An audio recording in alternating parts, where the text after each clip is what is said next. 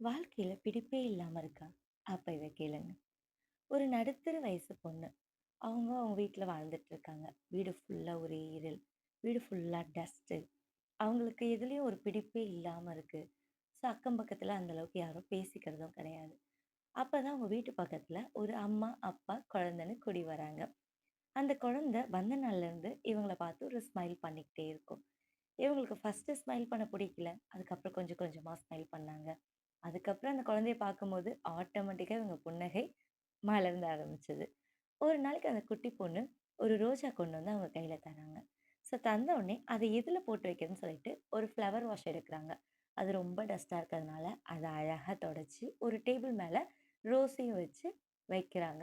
அப்ப அந்த டேபிள் ரொம்ப டஸ்ட்டா இருக்கறனால அதையும் கிளீன் பண்றாங்க. அப்பதான் நோட்டீஸ் பண்றாங்க அந்த ரூம் ரொம்ப இருட்டா இருளடைஞ்சு போயிருக்குன்னு.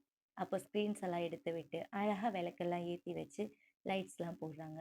அப்ப அவங்கள பார்க்கும்போது அவங்களுக்கே ரொம்ப புடிச்சது. அந்த வீடு புடிச்சது. இதே போல தான் எங்கிருந்தாவது நம்மளுக்காக ஒரு லவ் வரும். நம்மள நல்லா மாத்துறதுக்கு. அது ஒரு காதலா இருக்கலாம். ஒரு ஃப்ரெண்ட்ஷிப்பா இருக்கலாம். ஏதோ தெரிஞ்சவங்களா இருக்கலாம். என்ன உறவுனாலும் இருக்கலாம். கண்டிப்பா உங்கள மாத்துறதுக்கு ஒரு உறவு ஒண்ணு வரும். கடவுள்கிட்ட நான் வேண்டிக்கிறேன். நான் உங்கள் உள்ளம் நிறைந்த தோழி.